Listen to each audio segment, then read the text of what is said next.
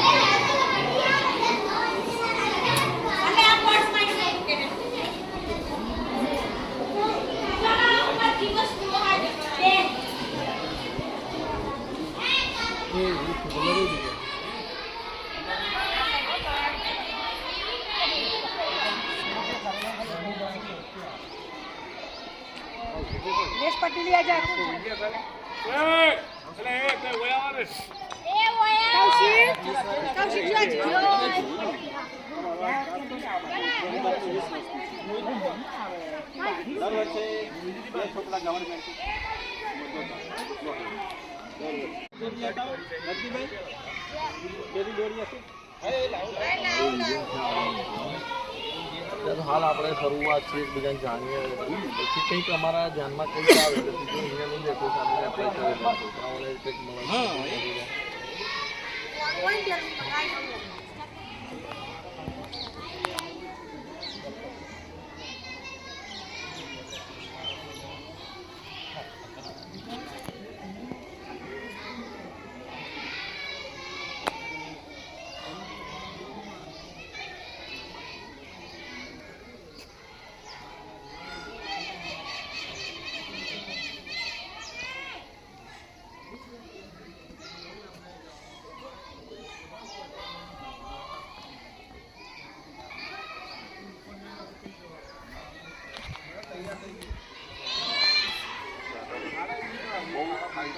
અહીંયા એવું ત્યાં આગળ વાત કરી એટલે કે અમારી જોડે તો કોઈ વસ્તુની જરૂરત જ નથી રવા દો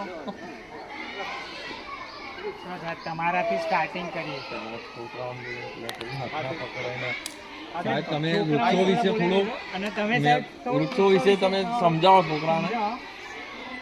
પછી પછી આપણે સારું કરીએ. એ ભાઈ આ મૂંચો રાખવાની છે. અરે બસ હું સીધો પકડી લે.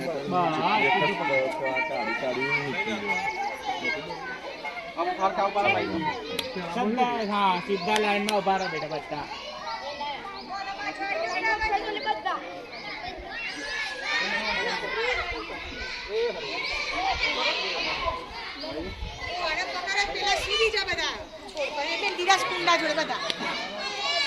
બીજા છોડ બધા કુંડા જોડે ખડા જોડે મૂકી દીધા છે. માહિતી આપો તો વધારે થાય.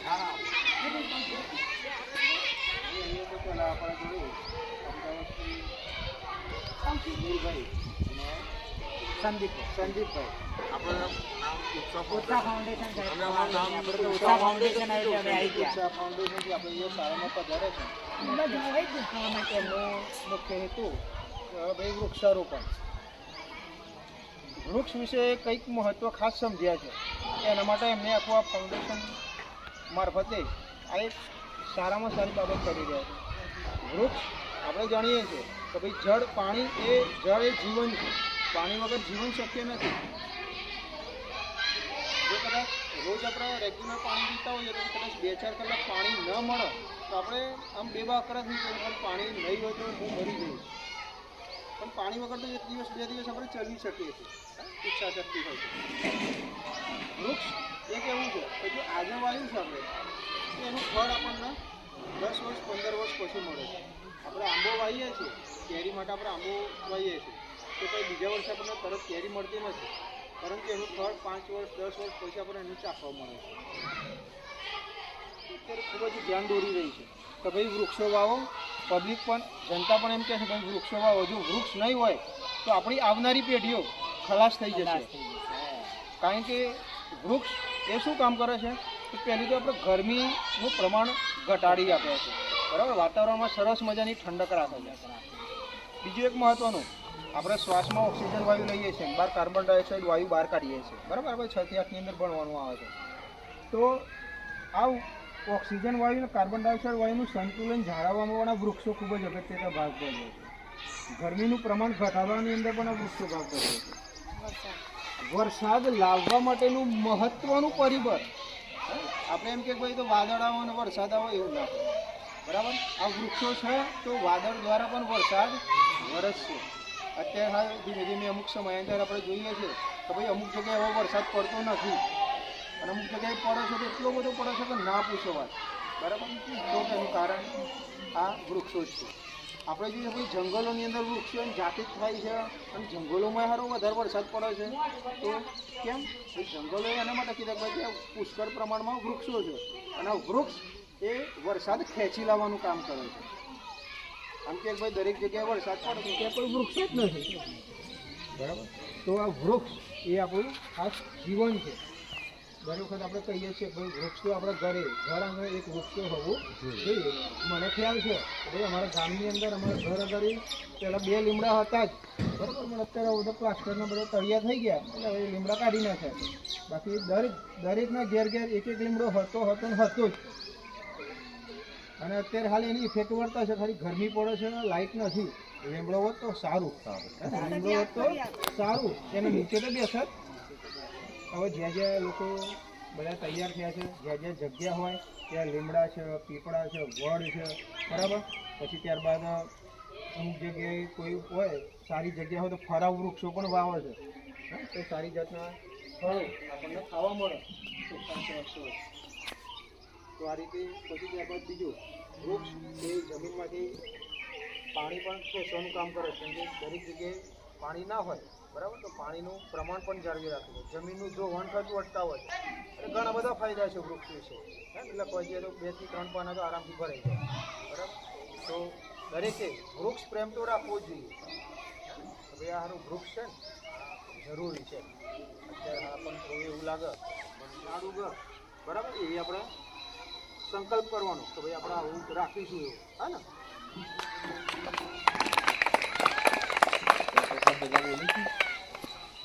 ચલો બેટા બધા જોડે બોલશો નાખી લે આગળથી. જોડે બોલજો હો. વૃક્ષો વાવો આવનારી પેઢી બચાવો સરસ. વૃક્ષ છે ને અત્યારે તમારા મોબાઈલ કરતા બહુ કામની વસ્તુ છે. મોબાઈલ તો કદાચ તમને બહુ 2 કલાક કે 4 કલાક તમને શું કહેવાય કે ભાઈ આમ મજા આવશે. અને જો વૃક્ષ નહીં હોય તો પછી રોડ ઉપર તમે ક્યાંય પણ જતા હશો અને ક્યાંય ઊભું રહેવું હોય, તડકો પડતો હોય તો પછી સૌથી પહેલાં તમે શું શોધો? હા, ઊભા રહેવા માટે. પછી ક્યાંય નીકળ્યા હોય અને આંબા હોય આજુબાજુમાં તો સૌથી પહેલાં શું શોધો? આંબા ઉપર. વૃક્ષ જ નહીં હોય તો મળશે આપણને? ના મળે. વૃક્ષ એટલા માટે જરૂરી છે. આપણું જીવન છે એ વૃક્ષ જેવું જ છે. જેમ તમે મોટા થશો એમાં તમારા વૃક્ષ એમ તમારા જેમ મોટા થશે. એટલે એનામાં પણ જીવ છે. જેમ આપણે જીવ છે એમ એનામાં પણ જીવ છે. જેમ તમે લોકો ધીમે ધીમે 15 વર્ષમાં મોટા થઈ જશો અમારા જેવડા, એમ તમારું વૃક્ષ વાયેલું આજ નહીં તો 15 વર્ષ પછી અહીંયા આવીને જોશો ને તો આનાથી મોટું થઈ ગયું હશે. તો એ સંકલ્પ જરૂરી છે જીવનમાં. ચાલો તમે ઉગાડો તેની માવજત પણ કરજો. બધાની જવાબદારી આવ્યા પછી છે ને પાણી પાવાની દરેક જણ પોતપોતાનું સાહેબો યાદ તો કરે જ રાખજો. છે એમની રીતે, પણ તમારી પોતાની એ જવાબદારી કે બેટા બધાને જ્યાં જુઓ ત્યાં પાણીની જરૂર છે તો પાણી આપો એને. કંઈ બીજી જરૂરિયાત હોય એ કરી શકો. ઓકે, સરસ.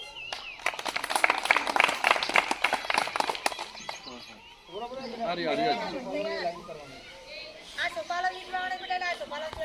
આસોપાલો આપજો.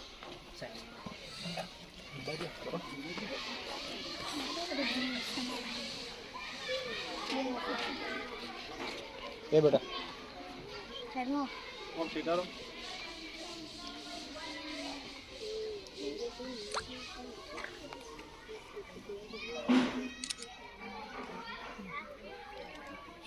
Okay done. પછી અત્યારે જે છે મેન કરી લો. પછી છોકરાઓ એક એક લઈ લે. કૌશિક દબાઈ દે બેટા, છોડ દબાઈ દે. એક એક સાહેબ બીજા બેન છે ને એમને બોલાવી મમતા બેન બોલાવશે. બેટા વાંકા નહીં હો.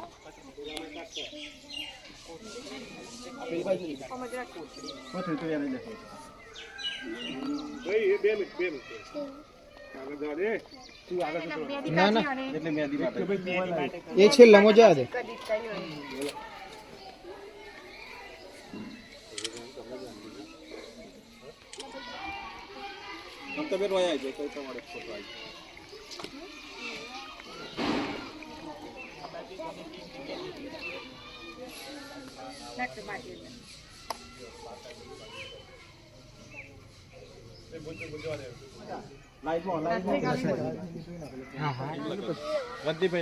પોતાનો ચહેરો બતાવજો પછી કહેવાની કાર્ડમાં સંતાઈ ગયો.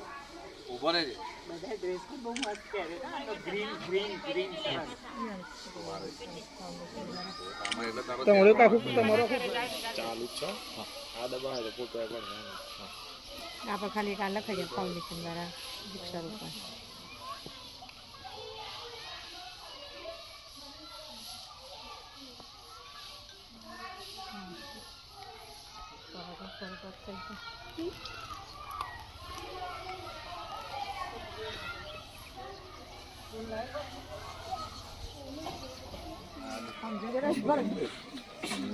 એ ભાઈ યા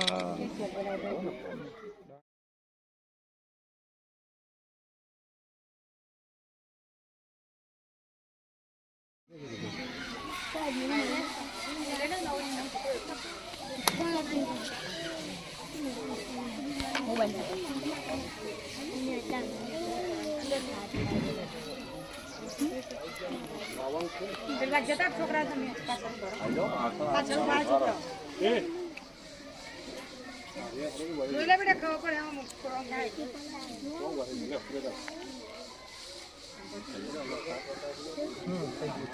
આવી ગયા સર. બેન આપણે આવી જઈએ ને તો સાહેબ લઈ લે. આ બાજુ આ વાંધો નહીં. મમતાબેન આઈ હા